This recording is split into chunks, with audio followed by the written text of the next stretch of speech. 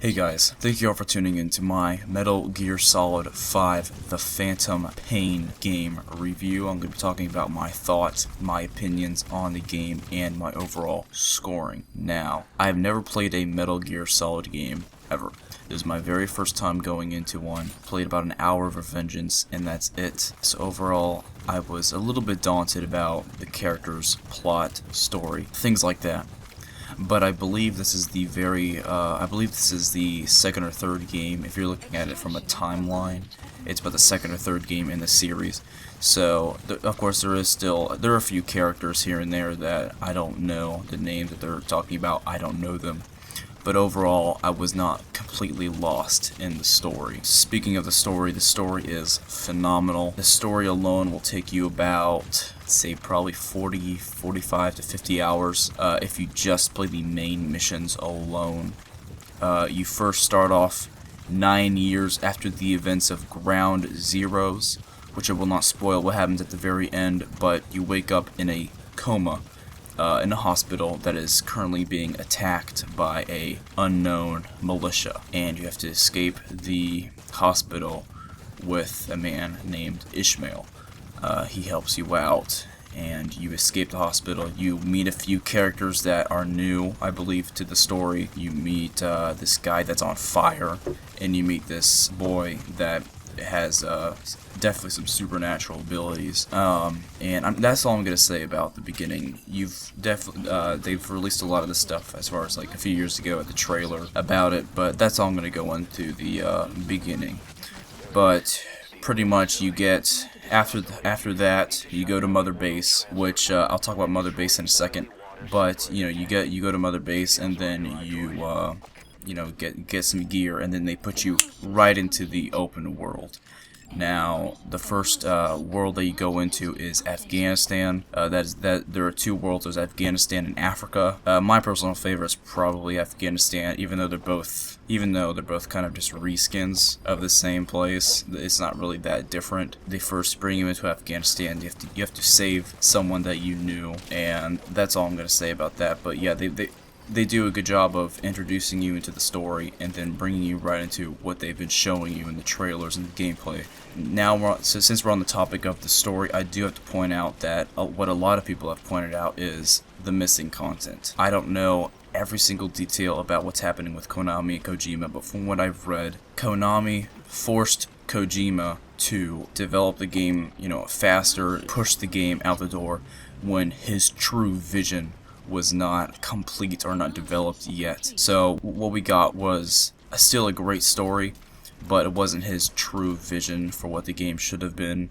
In fact, so there's 2 chapters for the game. What I've heard is there was supposedly 3 chapters, and if you complete the game, it's still a solid game. It's still fulfilling story, but there definitely are a few characters, a few things here and there that I would have liked to see finalized, I guess, which is definitely a shame. I would have loved to see that. There was actually a DVD, I believe, that came with the special edition for the game that was like an hour long, and it showed what the 3rd chapter could have been. It showed a whole cutscene with a character that has been developed throughout the whole 2 chapters of the game.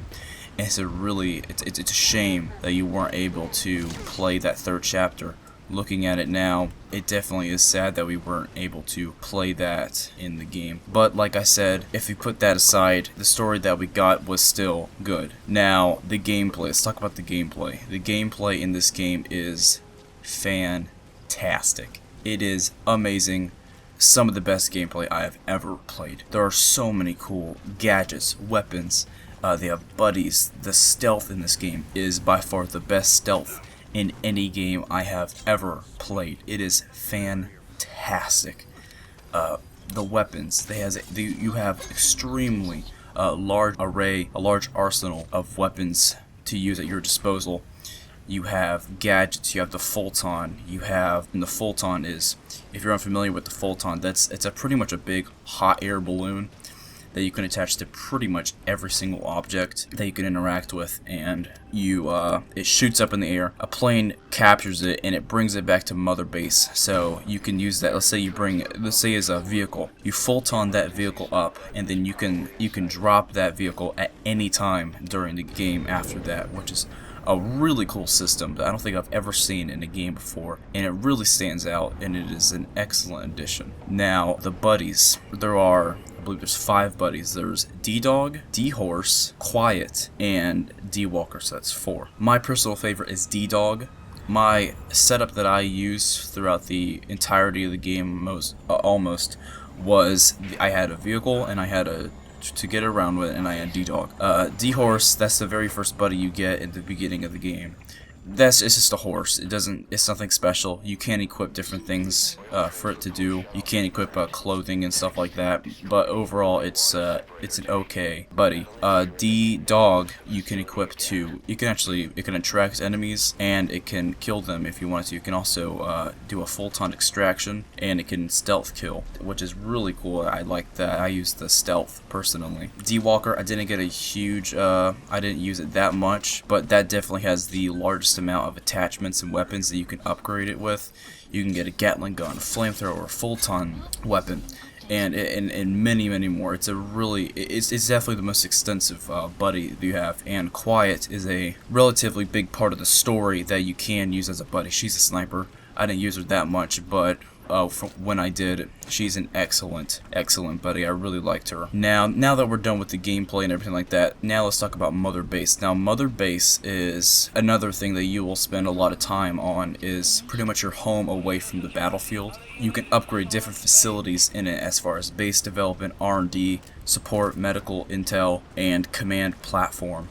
You can upgrade all of those if you wanted to separately, and that will help you develop things, get intel on things on the battlefield. So let's say you want to develop something that you need as far as, let's say like a photon, you need an upgraded photon device.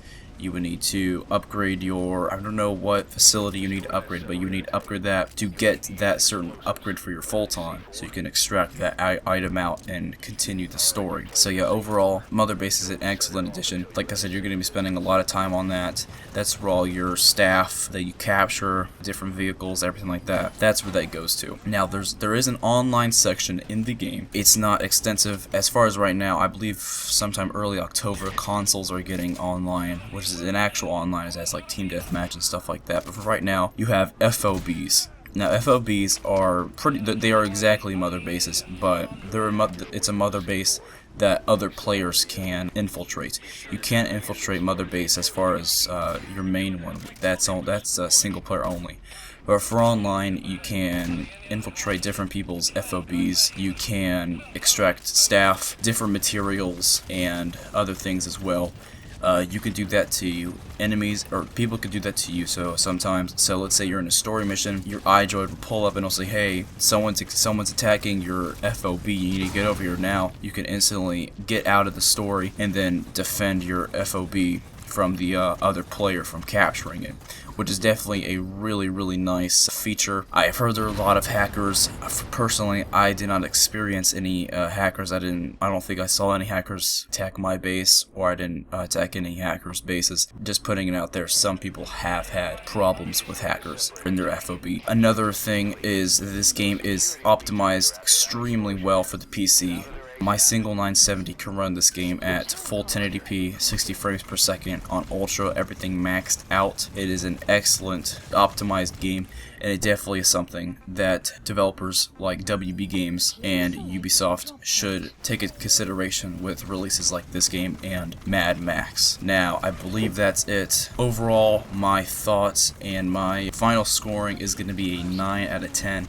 It is an excellent game, certainly a Game of the Year contender. Personally, Fallout 4 definitely changed that for me, but this is definitely up there for consideration at the end of the year for Game of the Year. So, I hope you all enjoyed my Metal Gear Solid 5 The Phantom Pain review, and if you'd like me to do more reviews, please let me know in the comments below, and thank you all for watching. Have a good one. The map has been updated.